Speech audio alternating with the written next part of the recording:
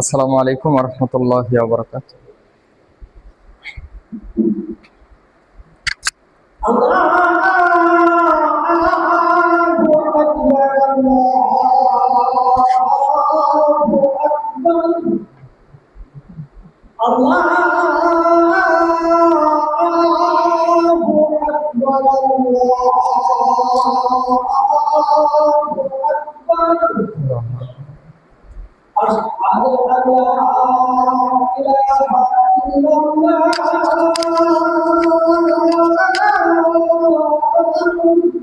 আশহাদু আল্লা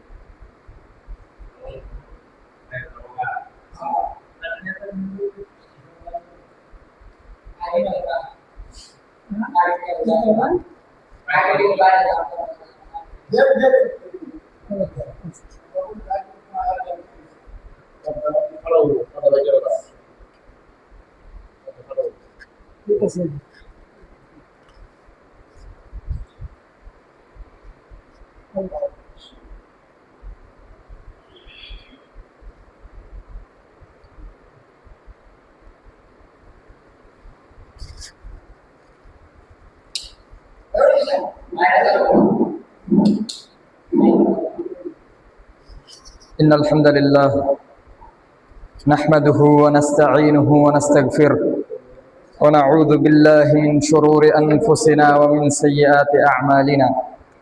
من يهده الله فلا مضل له ومن يضلل فلا هادي له، وأشهد أن لا إله إلا الله وحده لا شريك له، وأشهد أن محمدا عبده ورسوله. أما بعد فإن أصدق الحديث كتاب الله، وخير الهدى هدى محمد صلى الله عليه وسلم، وشر الأمور محدثاتها وكل محدثة بدعة وكل بدعة ضلالة وكل ضلالة في النار. فيا عباد الله وحدوا الله تبارك وتعالى، فإن التوحيد رأس الطاعات. أوصي نفسي أولا وإياكم بتقوى الله جل وعلا، فإن الله تبارك وتعالى قال: يا أيها الذين آمنوا اتقوا الله حق تقاته ولا تموتن إلا وأنتم مسلمون. يا أيها الذين آمنوا اتقوا الله وقولوا قولا سديدا يصلح لكم أعمالكم ويغفر لكم ذنوبكم، ومن يطع الله ورسوله فقد فاز فوزا عظيما. يا أيها الناس اتقوا ربكم الذي خلقكم من نفس واحدة وخلق منها زوجها وبث منهما رجالا كثيرا ونساء واتقوا الله الذي تساءلون به والأرحام إن الله كان عليكم رقيبا وقال الله تعالى قوا أنفسكم وأهليكم نارا وقال رسول الله صلى الله عليه وسلم من رأى منكم منكرا فليغيره بيده فإن لم يستطع فبلسانه فإن لم يستطع فبقلبه وذلك أضعف الإيمان। সর্বাগ্রে প্রশংসা জ্ঞাপন করছি আল্লাহ রাব্বুল আলামিনের জন্য, যে মহান প্রতিপালক, আমাদের সৃষ্টিকর্তা, আমাদের রিজিক দাতা, হায়াত ও মৌতের মালিক, যে মহান প্রতিপালক আমাদেরকে সুস্থ রেখে আজকের পবিত্র এই জুমার দিনে তার মসজিদে আসার এবং বসার তৌফিক দান করেছেন বলে আলহামদুলিল্লাহ। দরুদ ও সালাম বর্ষিত হোক সর্বযুগের সর্বশ্রেষ্ঠ মহামানবের প্রতি, যার আদর্শ অনুকরণ এবং অনুসরণেই রয়েছে মানব জাতির ইহলৌকিন এবং পারলৌকিন সফলতা। যেই মহামানবের সুন্নাত অনুসরণ ছাড়া কেউ আল্লাহ রাব্বুল আলামিনের জান্নাত লাভ করতে পারে না, যার দেখানো পথে চলা ছাড়া কেউ নাজাত লাভ করতে পারে না, সেই নবীর ওপরে দরুদ ও সালাম বর্ষিত হোক সাল্লাল্লাহু আলাইহি ওয়াসাল্লাম। সম্মানিত সুধী, আল্লাহ রাব্বুল আলামিন বলছেন কু আনফুসাকুম ওয়া আহলিকুম নারা। হে মানুষ, তোমরা নিজেদেরকে এবং তোমাদের পরিবারদেরকে জাহান্নামের আগুন থেকে বাঁচাও। তোমরা নিজেরা জাহান্নাম থেকে বাঁচো, তোমাদের পরিবারকে জাহান্নামের আগুন থেকে বাঁচাও। আল্লাহ রাব্বুল আলামিনের সর্বশেষ এবং সর্বোত্তম নবী ও রাসূল,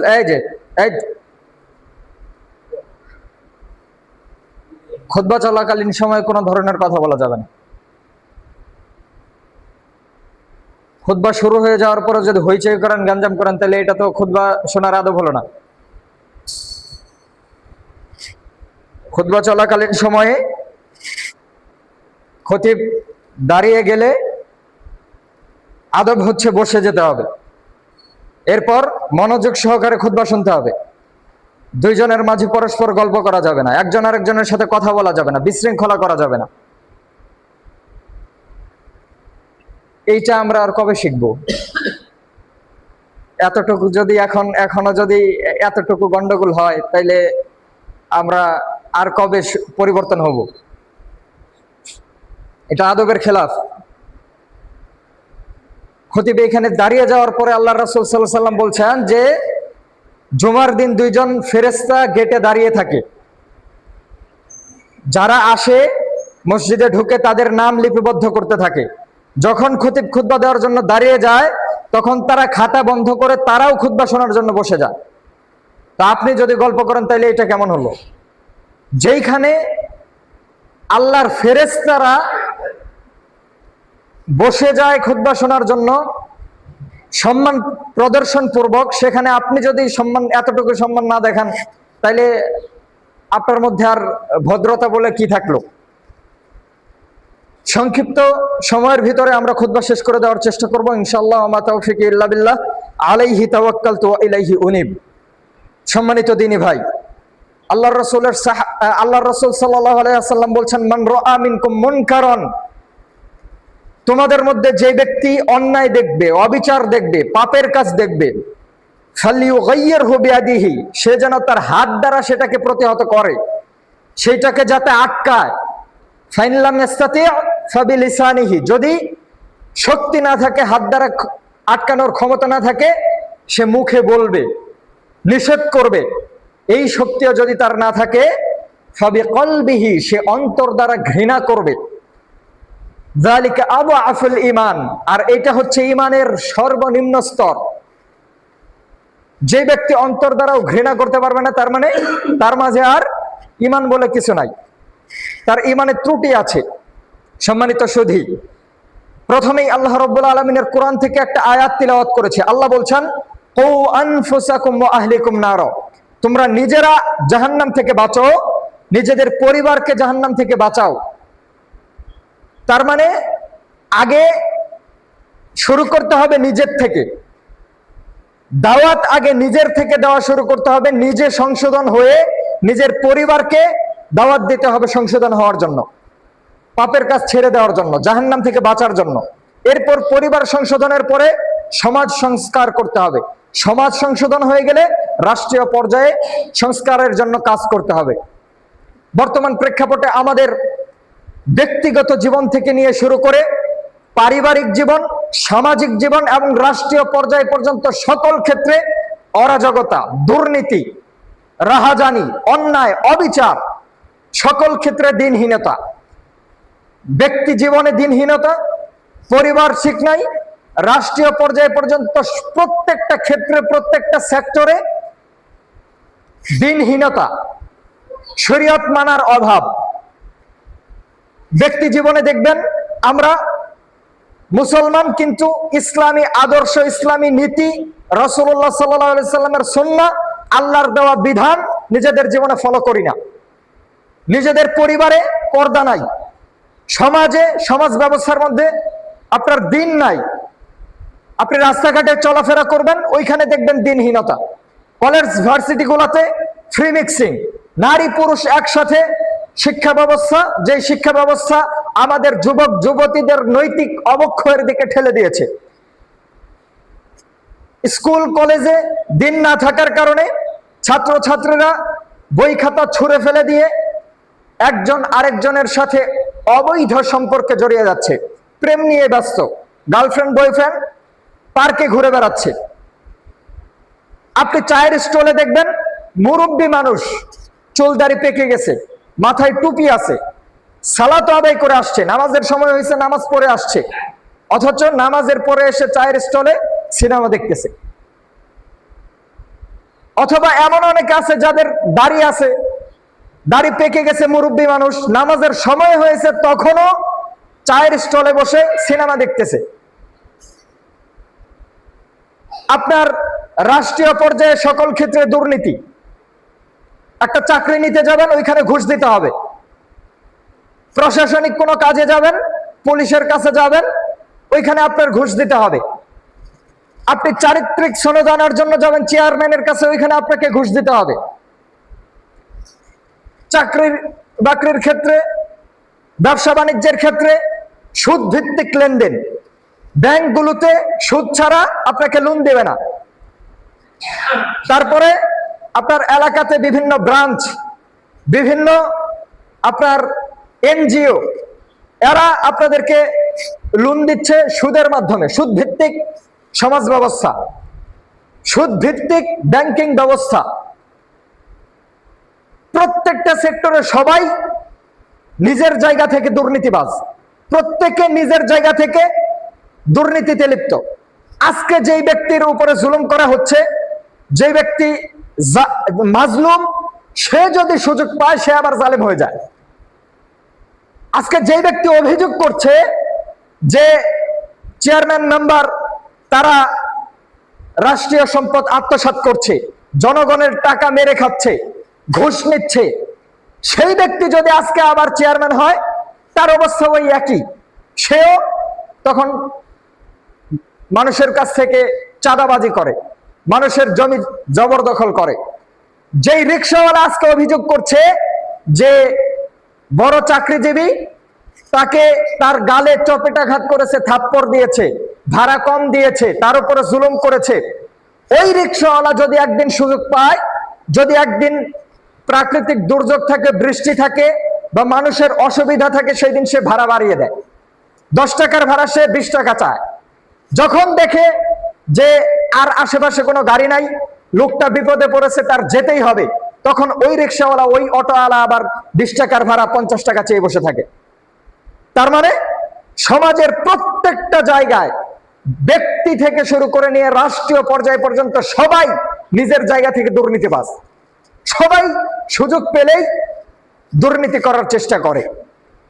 এই জন্য আল্লাহ রাব্বুল আলামিন বলছেন নিজের থেকে আগে পরিবর্তন হতে হবে। সমাজ যদি পরিবর্তন করতে হয়, শুধুমাত্র সরকারকে দোষ দিয়ে লাভ নাই যে আমাদের সরকার ভালো না, এই দোষ দিয়ে লাভ নাই যে চেয়ারম্যান ভালো না। চেয়ারম্যান ভালো কিভাবে হবে, প্রধানমন্ত্রী কিভাবে ভালো হবে যদি সমাজের মানুষই ভালো না হয়?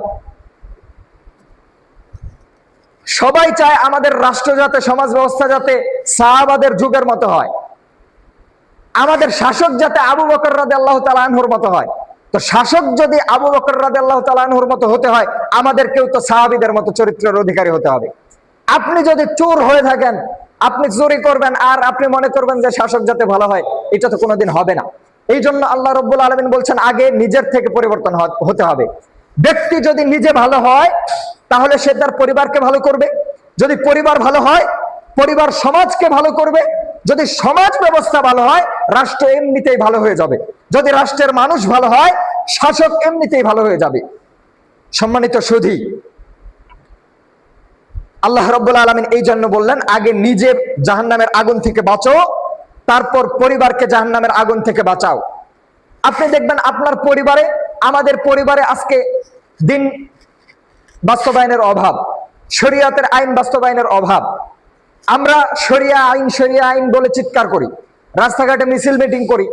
আমরা জিজ্ঞাসা করলে দেখা যাবে যে 90% মানুষ বলবে যে আমরা রাষ্ট্রে শরিয়া আইন চাই, 90% মানুষ বলবে ইসলামী আইনে দেশ চলুক, এটা আমরা চাই। কিন্তু দেখা যাবে যখন আপনার পরিবারের কেউ চুরি করেছে, যখন বলা হবে তার হাতটা শরিয়া আইনে হাত কেটে দিতে হবে, তখন সে বলবে যে না, এই আইন চাই না।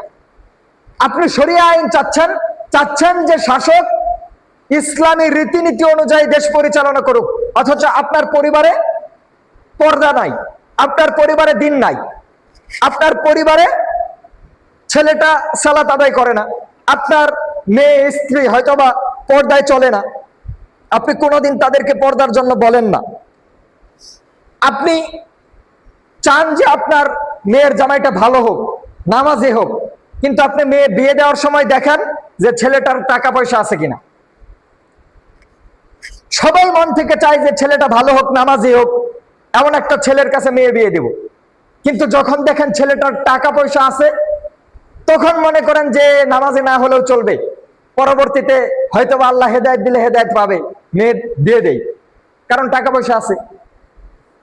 এরপরে আপনি আবার পরবর্তীতে অভিযোগ করেন, যখন ছেলেটা খারাপ হয়, দেখা যায় যে আপনার সালাত আদায় করে না, বিড়ি সিগারেট খায়, নেশাপানি করে, আপনার মেয়েটাকে মারে, তখন আবার আপনি অভিযোগ করেন যে জামাইটা ভালো না, মেয়েটাকে পিটায়, বিড়ি সিগারেট খায়, সালাত আদায় করে না। অথচ আপনি মেয়েকে বিয়ে দিয়েছেন ছেলের টাকা দেখে। আপনি দেখেছেন ছেলেটা আপনার মেয়েকে 3 বেলা খাওয়াতে পারবে কিনা, আপনি তো দেখেছেন আপনার মেয়েটাকে ওই ছেলেটা প্রত্যেক ঈদে একটা শাড়ি কিনে দিতে পারবে কিনা, আপনি দেখেছেন আপনার মেয়েটাকে একটা ভালো জায়গায় রাখতে পারবে কিনা। আপনি তো বিয়ে দেওয়ার সময় দেখেন নাই যে ছেলেটা সালাত আদায় করে কিনা, অথচ এখন এসে আপনি অভিযোগ করছেন যে ছেলেটা ভালো না। তার মানে আপনি নিজের জায়গা থেকে মেয়ে বিয়ে দেওয়ার সময় দিনদার ছেলে খুঁজেন নাই, টাকা পয়সা দেখে বিয়ে দিয়েছেন। কিন্তু যখন আপনার নিজের স্বার্থে আঘাত লেগেছে, তখন আপনি মনে করছেন যে ছেলেটা দিনদার না। আপনি দাড়ি টুপি মাথায় দিয়ে মসজিদে এসে প্রথম কাতারে সালাত আদায় করেন, হজ করে এসেছেন, অথচ আপনার বোনের সম্পত্তি আপনি এখনো বুঝাই দেন নাই। আপনার বোনের সম্পত্তি আপনি আত্মসাৎ করে খেয়েছেন। এখন পর্যন্ত যদি আপনার বোন আপনার কাছে এসে বলে যে আমার ওয়ারিসের ভাগ চাই, তখন আপনি বোনের সাথে ঝগড়া করেন, তাকে বলে দেন যে আর বাড়িতে আসতে পারবি না, অথচ আপনার মুখে দাঁড়িয়ে আছে, আপনি প্রথম কাতারে নামাজ পড়েন, আপনি দিনদার, আপনি চান যে আপনার মতো সবাই দিনদার হোক, কিন্তু আপনার স্বার্থের জায়গায় আপনি আর দিনদার থাকতে পারেন না, ওই জায়গায় আপনিও 2 নাম্বার। মানে ব্যক্তি কেন্দ্রিক থেকে যার যার জায়গা থেকে সবাই নিজের স্বার্থে আঘাত লাগলে ওই জায়গায় 2 নাম্বারই করে। অথচ রাসূলুল্লাহ সাল্লাল্লাহু আলাইহি ওয়াসাল্লাম বলছেন যে শোনো, আতাদরুনা মানিল মুফলিস, তোমরা কি জানো যে নিঃস্ব ব্যক্তিকে, দেউলিয়াকে? সাহাবায়ে কেরামগণ বললেন ইয়া রাসূলুল্লাহ, আমরা তো জানি দেউলিয়া ওই ব্যক্তি, নিঃস্ব ওই ব্যক্তি যার কোনো টাকা পয়সা নাই, যার ধন দৌলত নাই, সেই ব্যক্তি তো নিঃস্ব।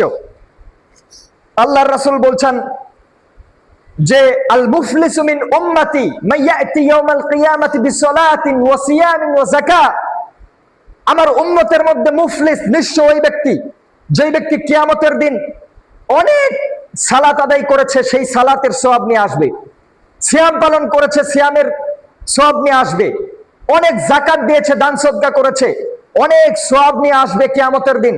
কিন্তু সেই ব্যক্তি একজনকে গালি দিয়েছে, একজনকে প্রহার করেছে, একজনকে মেরেছে, একজনের জমির আইল কেটেছে অন্যায়ভাবে, একজনের সম্পদ আত্মসাৎ করেছে, বোনের সম্পদ দেয় নাই, ভাইয়ের সম্পদ বুঝায় দেয় নাই, ভাইকে কম দিয়েছে, নিজে বেশি নিয়েছে, অন্যের উপরে জুলুম করেছে, দুর্বলকে বিনা অপরাধে প্রহার করেছে, তার ক্ষমতা ছিল বিধায় আরেকজনের উপরে জুলুম করেছে।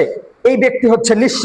এই ব্যক্তি কিয়ামতের দিন অনেক সওয়াব নিয়ে আসবে, কিন্তু তার এই সওয়াব থেকে যাদের উপরে জুলুম করেছে তাদেরকে দেওয়া হবে।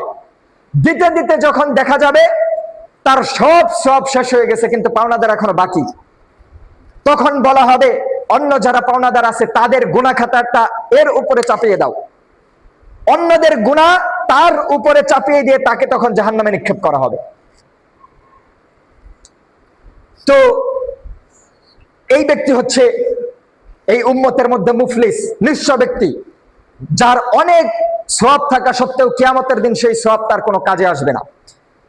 সম্মানিত দ্বীনী ভাই, আপনি নিজে চান সমাজটা ভালো হোক, দেশটা ভালো হোক, কিন্তু আপনার ছেলেটাকে আপনি কোনোদিন বলেন না যে সালাত আদায় করতে হবে। আপনি হয়তো নিজে সালাত আদায় করেন, কিন্তু আপনার ছেলেটাকে, আপনার মেয়েটাকে কোনোদিন আপনি বলেন নাই যে সালাত কেন তুমি পড়লা না। কোনোদিন আপনার ছেলেটাকে, আপনার মেয়েটাকে বললেন না যে কেন সালাত আদায় করলা না, সালাত আদায় না করলে বাসায় রান্না হবে না।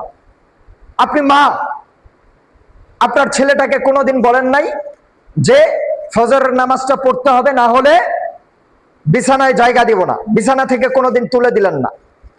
আপনি ছেলেটাকে দয়া দেখিয়ে বললেন যে আরেকটু ঘুমাক, একটু পরেই ডাক দেই। আপনি বাবা, একদিন যদি আপনার ছেলেটা স্কুলে না যায় আপনি তাকে পিটিয়ে বাড়ি থেকে বের করে দেন। একদিন যদি প্রাইভেট ফাঁকি দেয় আপনি বলেন তার খাওয়া দাওয়া বন্ধ করে দেবো, আর টাকা পয়সা দিব না। পড়ালেখা ঠিক মতো না করলে বলেন যে টাকা পয়সা দেওয়া বন্ধ করে দিব, কিন্তু ওই ছেলেকে আপনি কোনোদিন সালাতের জন্য বললেন না যে আজকে তোর বাড়িতে খাওয়া দাওয়া বন্ধ। আপনি ওই ছেলেকে কোনোদিন বললেন না যে সালাত আদায় করিস নাই, বাড়ি থেকে বের করে দিব, বাড়িতে ঢুকতে পারবি না যতক্ষণ না নামাজ না পড়বি। ছেলেটাকে কোনোদিন আদর করে বাবা শোনা বলে ডেকে বুঝিয়ে বলেন নাই আব্বা নামাজটা পড়ো, এটা তোমার উপরে ফরজ। মেয়েটাকে কোনোদিন বলেন নাই আম্মা নামাজটা পড়তে হবে, এটা না পড়লে কেউ মুসলিম থাকে না। এইভাবে কোনোদিন ছেলেটাকে বলেন নাই, কোনোদিন মেয়েটাকে বলেন নাই। জন্ম দিলেই শুধু পিতা হওয়া যায় না, জন্ম দিলেই মাতা হওয়া যায় না। জন্ম তো গরু ছাগলও দিতে পারে।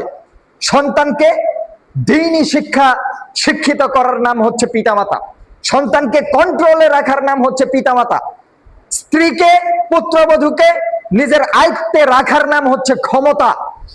পুরুষ মানে আপনি যা বলবেন আপনার সন্তান তা শুনতে বাধ্য। পুরুষ মানে আপনি যা বলবেন আপনার স্ত্রী তা করতে বাধ্য। পুরুষ মানে আপনি যা বলবেন আপনার পুত্রবধূ সেটা শুনতে বাধ্য। এর নাম হচ্ছে পুরুষ। আপনি বলবেন যে আমি বলি আমার সন্তানরা শুনে না, শুনবে না কেন? পিতার কথা শুনবে না মানে? আপনি কোনোদিন ওইভাবে আপনার সন্তানকে বলেই দেখেন নাই। আপনি কোনোদিন ছোটবেলা থেকে সন্তানকে ওইভাবে গড়েই তোলেন নাই। আপনি তো সিগারেট খাওয়ার জন্য সন্তানকে 10 টাকা দিয়ে বাজারে পাঠিয়েছেন যে বাবা যাও একটা সিগারেট আনো। আপনি তো সন্তানকে কিভাবে বলবেন যে নেশাপানি করো না? সন্তানকে কিভাবে বলবেন যে আব্বা বাজে ছেলেদের সাথে মিশবা না, নেশাপানি করবা না, সিগারেট খাবা না? আল্লাহর রাসূল বলেছেন লা ইয়াদখুলুনাল জান্নাতা মুদমিনুল খামর, মাদক দ্রব্য পানকারী, মাদক দ্রব্য সেবনকারী জান্নাতে যাবে না। কোনোদিন মাদক দ্রব্যের কাছে যাবে না। এটা আপনি আপনার সন্তানকে বলেন নাই। কিভাবে বলবেন? আপনি তো আপনার ছেলেকে 10 টাকা দিয়ে বাজারে পাঠিয়েছেন সিগারেট আনার জন্য। অথবা আপনি নিজে জর্দা খান, আপনি নিজে গুল খান, সন্তানকে কিভাবে বলবেন যে সিগারেট খেও না? আপনার সন্তানটা মাদকাসক্ত কেন? আপনার কাছ থেকে শিখেছে। আপনি ঘরে বসে যখন পান খান জর্দা দিয়ে, আপনার ছেলেটা তো বাইরে গিয়ে বন্ধুদের সাথে সিগারেট টান দিবেই। যখন আপনি আপনার সন্তানকে পাঠাবেন সিগারেট আনার জন্য, আপনার সন্তান তো একদিন, 2 দিন, 3 দিন আনার পরে বলবে যে আব্বা কি খায়, আজকে একটা আমি টান দিয়ে দেখি কেমন লাগে। বলবে কি বলবে না? অথচ মাদক দ্রব্য সেবন করা, মাদক দ্রব্য পান করা, এই ব্যাপারে আল্লাহ রাসূল সাল্লাল্লাহু আলাইহি সাল্লাম ভয়ঙ্কর ভাবে, কঠিন ভাবে নিষেধ করেছেন। বিড়ি, সিগারেট, তামাক, জর্দা, গুল, ইয়াবা, হিরোইন, ফেন্সিডিল, মদ, যত ধরনের, যত নামে মাদক দ্রব্য আছে সবগুলোর ব্যাপারে আল্লাহ রাসূল সাল্লাল্লাহু আলাইহি সাল্লাম বলছেন এইগুলোর শেষ পরিণতি হচ্ছে জাহান্নাম। আল্লাহ রাসূল বলছেন লা ইয়াদখুলুনাল জান্নাতা মুদমিনুল খামর, মাদক দ্রব্য পানকারী, সেবনকারী জান্নাতে যাবে না। আল্লাহ রাসূল বলছেন 3 শ্রেণীর মানুষ কখনো জান্নাতে যাবে না। লা ইয়াদখুলুনাল জান্নাতা আবাদা সালাসাতুন, 3 শ্রেণীর মানুষ লা ইয়াদখুলুনাল জান্নাতা আবাদা, কখনো জান্নাতে যাবে না। 3 শ্রেণীর মানুষকে, 1 নাম্বার হচ্ছে দায়ুস। দায়ুস ব্যক্তি যে পরিবারের অশ্লীলতাকে মেনে নেয়। দায়ুস মানে যার মেয়েটা অর্ধনগ্ন হয়ে রাস্তাঘাটে চলাফেরা করে, সে কিছু বলে না। দায়ুস মানে যে ব্যক্তি মসজিদে এসে সালাত আদায় করে, মুখে দাড়ি আছে, কিন্তু তার স্ত্রী বাজারে যায় বুরকা ছাড়া, কিছু বলে না। দায়ুস মানে যার মেয়েটা বেপরদা হয়ে স্কুলে যায়, ভার্সিটিতে যায়, কলেজে যায়, সে কিছু বলে না। এই ব্যক্তি হচ্ছে দায়ুস। 2 আর রজলাতু মিনান নিসা, পুরুষদের বেশ ধারণকারী মহিলা, যেই মহিলা শার্ট প্যান্ট পরে পুরুষের মতো চলাফেরা করে, যেই মহিলা চুল ছেড়ে দিয়ে রাস্তাঘাটে চলাফেরা করে নগ্ন হয়ে। 3 মুদমিনুল খামর, নেশাদার দ্রব্য পানকারী, বিড়ি, তামাক, জর্দা, সিগারেট, গুল, ইয়াবা, এই জাতীয় যত মাদক দ্রব্য আছে, যে ব্যক্তি পান করে এই ব্যক্তি জান্নাতে যাবে না। এ কথা আল্লাহর নবী বলছেন সাল্লাল্লাহু আলাইহি ওয়াসাল্লাম। তো আপনার ছেলের ব্যাপারে আপনি দেখবেন আপনার ছেলেটা চুলের কাটিং দিয়েছে মেসির স্টাইলে, আপনার ছেলেটা চুল কেটেছে নেইমারের স্টাইলে, আপনার ছেলেটা দেখবেন জামা পরেছে তার প্যান্টের 4-5 জায়গায় ছেঁড়া, ছেলেটা দেখবেন রাস্তাঘাটে যখন চলে এমন টাইট ফিট আপনার প্যান্ট পরে চলে যার কারণে তার অঙ্গ প্রত্যঙ্গ বোঝা যায়। ছেলেটা দেখবেন প্যান্ট পরেছে প্যান্টের টাকনুর নিচে, এইটা নাকি আধুনিকতা, মডার্নিজম। আপনার মেয়েটা রাস্তায় এমন পোশাক পরে চলে যাতে তার পেট সব দেখা যায়, অথবা এমন পাতলা পোশাক পরে যার মাধ্যমে তার শরীরের চামড়া বোঝা যায়, এমন টাইট ফিট পোশাক পরে যার মাধ্যমে শরীরের অঙ্গ প্রত্যঙ্গ বোঝা যায়। আপনি কিছু বলেন না। আপনার ছেলেটা আজকে যদি তাকে জিজ্ঞাসা করা হয় যে আল্লাহর রাসূলের জীবনীটা জানো, সে বলতে পারবে না। অথচ আপনার ছেলেটা কবে কোন দেশের খেলা কার সাথে আছে এটা ঠিকই জানে। আজকে জিজ্ঞাসা করেন মেসির জীবনী, শুরু থেকে শেষ পর্যন্ত একদম পুরা আপনার জীবনী বলে দিবে। আপনার ছেলেটাকে 10 জন সাহাবীর নাম জিজ্ঞাসা করতে বলেন, সে পারবে না। পারবে কিভাবে? আপনাকে যদি জিজ্ঞাসা করে আপনি নিজেও তো পারবেন না। আপনার ছেলেকে যদি একজন সাহাবীর জীবনী বলতে বলা হয়, সে পারবে না। 10টা সাহাবীর 10 জন ইমামের নাম বলতে বলা হয়, পারবে না। অথচ 10টা খেলোয়াড়ের নাম বলতে পারেন, তার সব মুখস্থ। ছোট একটা বাচ্চা 8 বছর 7 বছর, সেও জানে যে আর্জেন্টিনার কয়জন খেলোয়াড় আছে, কি কি নাম। সেও জানে ব্রাজিলের কয়জন খেলোয়াড় আছে, কি কি নাম। আপনার বাড়ির উপরে বিধর্মীদের পতাকা ঝুলে, আপনার ছেলেটা বিভিন্ন ইহুদি খ্রিস্টান দেশের জার্সি পরে মসজিদে আসে। তার মানে আপনি নিজে থেকে দিনদার না, পরিবারকে দিনদার এখনো বানাতে পারেন নাই। আপনি নিজে ইসলাম সম্বন্ধে জানেন না, আপনার ছেলে মেয়েদেরকে ইসলামী শিক্ষা শিক্ষিত করতে পারেন নাই। এই ছেলে পরবর্তীতে দেখা যায় যে আপনাকে আব্বা না ডেকে মেসিকে আব্বা ডাকে। কিছুদিন আগে দেখেছি এক মেসির ভক্ত বলতেছে যে আমার আব্বা হচ্ছে মেসি, মেসি নাকি তার আব্বা। তাকে জিজ্ঞাসা করা হয়েছে যে তোমার আব্বাকে বেশি ভালোবাসো না মেসিকে বেশি ভালোবাসো? বলতেছে আমার আব্বার থেকে আমি মেসিকে বেশি ভালোবাসি। তো যেই ছেলেকে আপনি ছোটবেলা থেকে দ্বীনি শিক্ষায় শিক্ষিত করেন নাই, ছোটবেলায় তাকে শেখান নাই তাওহীদ কি জিনিস, ছোটবেলায় তাকে শেখান নাই তার রবকে, ছোটবেলায় তাকে শেখান নাই সাহাবীদের ইতিহাস, সাহাবীদের জীবনী, সাহাবীদের গল্প তাকে শুনিয়ে বড় করেন নাই। আপনি নিজে খেলা দেখেছেন, পাশে ছেলেটাকে বসিয়ে রেখে খেলা দেখিয়েছেন। ওই ছেলে পরবর্তীতে বড় হয়ে মেসিকেই তো আব্বা ডাকবে, আপনাকে আর আব্বা ডাকবে কি করে? এই অধঃপতনের মূল কারণ তো হচ্ছেন আপনি। আপনি নিজের জীবনে দিনকে বাস্তবায়ন করতে পারেন নাই, নিজের পরিবারকে সংশোধন করতে পারেন নাই। সম্মানিত দ্বীনি ভাই, বলছিলাম এই জন্য আল্লাহ রাব্বুল আলামিন বলছেন কু আনফুসাকুম ওয়া আহলিকুম নার, আগে নিজে জাহান্নামের আগুন থেকে বাঁচো, এরপর পরিবারকে বাঁচাও। আগে নিজে জাহান্নামের আগুন থেকে বাঁচো, এরপর পরিবারকে বাঁচাও। কিয়ামতের দিন যখন আপনি তাহাজ্জুদের সালাত আদায় করে কপাল কালো করে ফেলেছেন, প্রথম কাতারে এসে নামাজ পড়েন, কিয়ামতের দিন যখন আপনার হিসাব নিকাশ হবে, আপনার ছেলেটা যখন ধরা খাবে, তখন আপনার ছেলেকে যখন জিজ্ঞাসা করা হবে আজকে তো জাহান্নামে যেতে হচ্ছে, তখন আপনার ছেলে আপনার বিরুদ্ধে কিয়ামতের দিন অভিযোগ করবে। আপনার বিরুদ্ধে আপনার ছেলে কিয়ামতের দিন অভিযোগ করে বলবে, আল্লাহ, আমার আব্বা তো কোনোদিন আমাকে বলে নাই নামাজের কথা, আমার আব্বা তো কোনোদিন আমাকে বলে নাই যে নামাজ না পড়লে বাড়িতে থাকতে দেব না, কোনোদিন আমাকে ইসলাম সম্বন্ধে শেখায় নাই, দিনের জন্য কোনোদিন আমাকে বলে নাই, পর্দা না করার ব্যাপারে কোনোদিন শাসন করে নাই। আজকে যদি আমার জাহান্নামে যেতে হয়, আমার আব্বার বুকের উপর পাড়া দিয়ে জাহান্নামে যাব, বাবা মাকে সাথে নিয়ে জাহান্নামে যাব। আপনি মনে করতেছেন যে আপনি নিজে শেষ বয়সে এসে তওবাতিল্লাহ করে ভালো হয়ে গেছেন, সালাত আদায় করেন, আর আপনার পরিবারের ব্যাপারে আপনি উদাসীন থেকে জান্নাতে যেতে পারবেন। জি না, এই কথা ভুল। পরিবার যদি সংশোধন না হয়, পরিবারের প্রত্যেকটা সদস্যকে যদি আপনি নিজের কন্ট্রোলে না রাখতে পারেন, তাহলে আপনার পরিবার আপনার বিরুদ্ধে কিয়ামতের দিনে অভিযোগ করবে। এই জন্য আল্লাহ রাব্বুল আলামিন বলছেন যে, আল্লাহ রাসূল বলছেন কুল্লুকুম রাইন ওয়া কুল্লুকুম মাসউলুন আন রাইয়াতিহি, প্রত্যেক ব্যক্তি দায়িত্বশীল, প্রত্যেককে তার দায়িত্ব সম্পর্কে জিজ্ঞাসা করা হবে। পিতাকে তার অধীনস্থ ছেলে, মেয়ে, স্ত্রী, পুত্রবধূ সবার সম্পর্কে জিজ্ঞাসা করা হবে। পরিবারের একটা মানুষও যদি বিপথে যায় আর ওই ব্যাপারে যদি আপনার ভূমিকা না থাকে, কিয়ামতের দিন আপনার পার পাওয়ার কোনো সুযোগ নাই। সম্মানিত দ্বীনি ভাই, আল্লাহ রাসূল সাল্লাল্লাহু আলাইহি সাল্লাম বলছেন ইযা মাতাল ইনসান ইনকাতা আনহু আমালুহু, যখন ব্যক্তি মারা যায়, যখন মানুষ মারা যায়, তখন তার আমলের দরজা বন্ধ হয়ে যায়। ইল্লা মিন সালাসিন, তিনটা জিনিস চলতে থাকে, তিনটা জিনিস ছাড়া তার অন্যান্য আমলের সুযোগ বন্ধ হয়ে যায়। তিনটা জিনিস কি? ইল্লা মিন সাদাকাতিন জারিয়াতিন, এক নম্বর হচ্ছে সাদকায়ে জারিয়া, যে দুনিয়াতে থাকতে সাদকায়ে জারিয়া করে গেছে। মসজিদে একটা ফ্যান দিয়েছে, যেই ফ্যানের বাতাস যতদিন পর্যন্ত মানুষ খাবে অতদিন পর্যন্ত তার আমলনামায় সওয়াব লেখা হবে। সে একটা বৃক্ষরোপণ করেছে, রাস্তার পাশে গাছ লাগিয়েছে, ওই গাছের ছায়ায় যতদিন মানুষ বসবে, ওই গাছের ফল যতদিন মানুষ খাবে ততদিন সে সওয়াব পাবে।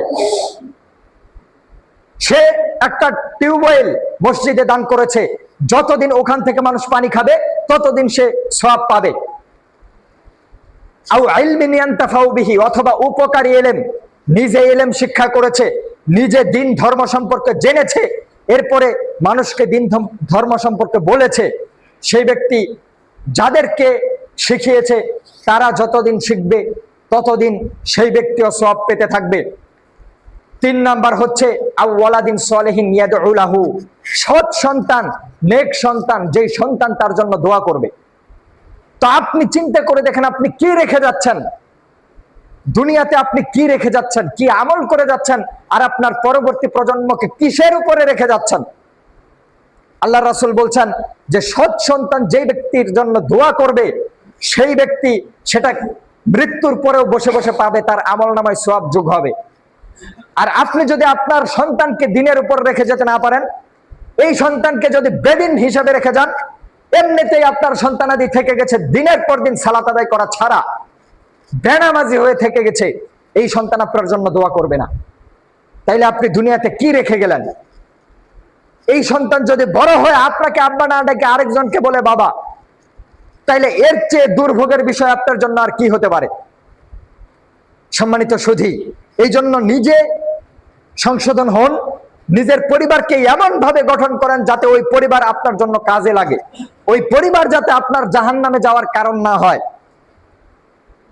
এই জন্য আদর্শ সমাজ বিনির্মাণের জন্য নসিহতের কোনো বিকল্প নাই। একে অপরকে নসিহতের মাধ্যমে, পারস্পরিক সৎ উপদেশের মাধ্যমে একটা আদর্শ সমাজ বিনির্মাণের চেষ্টা করতে হবে। আল্লাহর রাসূল সাল্লাল্লাহু আলাইহি ওয়াসাল্লাম বলেছেন, মান রাআ মিনকুম মুনকারান ফালিয়ুগাইয়িরহু বিয়াদিহি। তোমাদের মধ্যে যে ব্যক্তি অপরাধ দেখবে, পাপাচার দেখবে, পাপের কাজ দেখবে, সে যাতে সামর্থ্য থাকলে তার হাত দ্বারা প্রতিহত করে। আজকে এলাকাতে যখন গান বাজনা বাজে, ছেলে পেলেগুলো বক্সে গান বাজিয়ে আপনার রাস্তাঘাটে চলে, আনন্দ উল্লাস করে, তখন আপনার ক্ষমতা থাকলে তাকে গিয়ে বাধা দিতে হবে, আপনার বলতে হবে যে এটা বন্ধ করো। এটা আপনার ইমানি দায়িত্ব। আপনার বিবাহের অনুষ্ঠানে, বিবাহ শাদীর অনুষ্ঠানে ছেলে পেলে উচ্চ স্বরে উচ্চ আওয়াজে গান বাজিয়ে মৌজ মাস্তি করে, আর ওইদিকে মসজিদে তখন সালাত আদায় হয়। অন্যান্য মানুষ তাদের যন্ত্রণায়, তাদের জ্বালায় ইবাদত বন্দেগী করতে পারে না। অন্য যারা গান শোনে না, তারা বাধ্য হয় গান শোনার জন্য। আপনার সামর্থ্য থাকা যতক্ষণ সামর্থ্য থাকবে, সামর্থ্য থাকা অনুপাতে আপনাকে নিষেধ করতে হবে। এটা আপনার ইমানি দায়িত্ব। যদি আপনি এতই দুর্বল হন যে মুখে কিছু বলতে পারবেন না, হাত দ্বারা কিছু করতে পারবেন না, তাহলে আপনার মুখে বলতে হবে। যদি মুখেও বলতে না পারেন, অন্তর দ্বারা ঘৃণা করতে হবে। সমাজের অসঙ্গতি যত কিছু আছে, এগুলা যদি আপনি অন্তর দ্বারা ঘৃণাও না করেন, মুখ দ্বারা যদি না বলেন, প্রতিবাদ না করেন, তাহলে আপনার ইমানের সমস্যা আছে। যেই ইমান অন্যায় দেখে, পাপাচার দেখে, পাপের কাজ দেখে কিছু বলে না, চুপ করে থাকে, ওই ইমান না, ওই ব্যক্তির মাঝে ইমান নাই।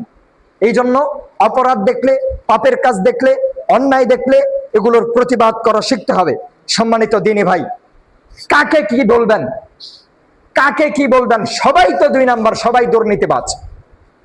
শ্রোতাদেরকে বলবেন, আজকে শ্রোতারা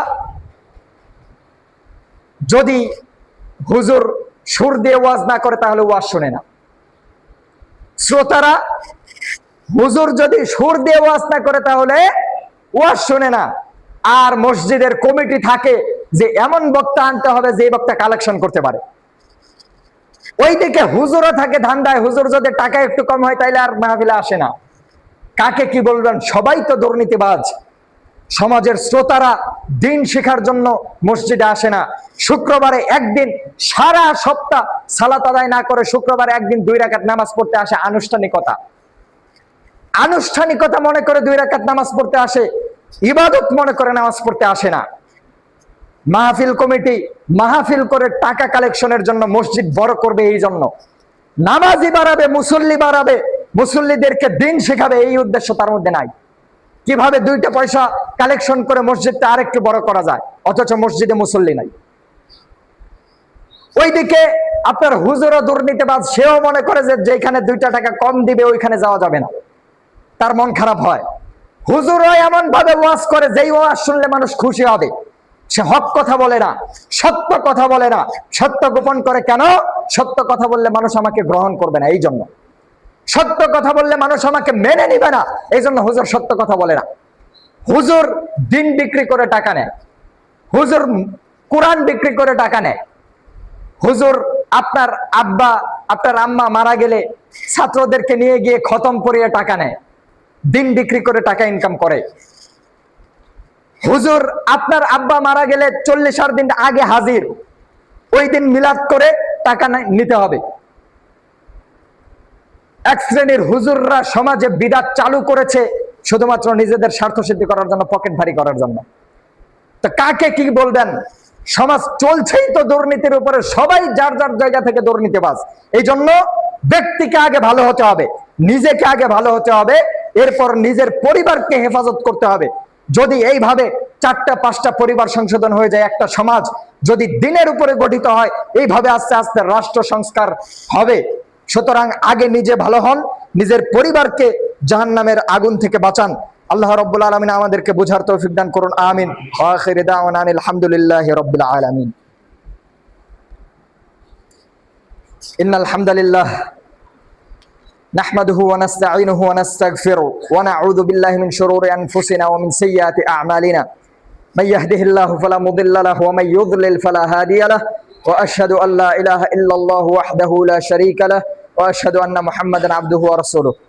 أما بعد فقد قال جل وعلا يا أيها الذين آمنوا صلوا عليه وسلموا تسليما اللهم صل على محمد وعلى آل محمد كما صليت على إبراهيم وعلى آل إبراهيم إنك حميد مجيد اللهم بارك على محمد وعلى آل محمد كما باركت على إبراهيم وعلى آل إبراهيم إنك حميد مجيد সকলেই দরুদ ইব্রাহিম পড়েন আল্লাহুম্মা সাল্লি আলা মুহাম্মাদ ওয়া আলা আলি মুহাম্মাদ কামা সাল্লাইতা আলা ইব্রাহিম ওয়া আলা আলি ইব্রাহিম ইন্নাকা হামিদুম মাজিদ আল্লাহুম্মা বারিক আলা মুহাম্মাদ ওয়া আলা আলি মুহাম্মাদ কামা বারাকতা আলা ইব্রাহিম ওয়া আলা আলি ইব্রাহিম ইন্নাকা হামিদুম মাজিদ।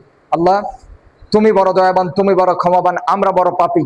তুমি আমাদের সকল গুনাহ খাতাগুলোকে মাফ করে দাও আল্লাহ। আমাদের সব পাপ, ছোট বড়, জানা অজানা, রাতে করা গুনাহ, দিনে করা গুনাহ, প্রকাশ্য অপ্রকাশ্য সবগুলোকে তুমি বিনা হিসেবে মাফ করে দাও আল্লাহ। তুমি আমাদের উপরে তোমার রহমতের চাদর দিয়ে আমাদেরকে আবৃত করে নাও। তুমি হাওয়াই বালা হাওয়াই মিশিয়ে দাও, আসমানি বালা আসমানে উঠিয়ে নাও, জমিনি বালা জমিনে দাফন করে দিয়ে আমাদের উপরে রহমতের বারিধারা বর্ষণ করো আল্লাহ। আমাদের মধ্যে যারা অসুস্থ তুমি তাদেরকে শেফায়ে কামেলা আজেলা দান করো, যারা সুস্থ তাদেরকে সুস্থ থাকার তৌফিক দান করো আল্লাহ। আমাদের মধ্যে যারা অভাবগ্রস্ত তাদের অভাবকে তুমি দূর করে দাও, যারা ঋণগ্রস্ত তাদের ঋণ পরিশোধ করার তৌফিক দান করো, যারা বালা মুসিবতগ্রস্ত তাদের বালা মুসিবতকে দূর করে দাও, যাদের সন্তান হয় না তাদেরকে সন্তান দান করো আল্লাহ। যাদের ব্যবসা বাণিজ্যে বরকত নাই তাদেরকে ব্যবসা বাণিজ্যে বরকত দান করো আল্লাহ। তুমি আমাদের যুবক যুবতীদেরকে হেফাজত করো, তাদেরকে দ্বীনের উপরে থাকার তৌফিক দান করো আল্লাহ।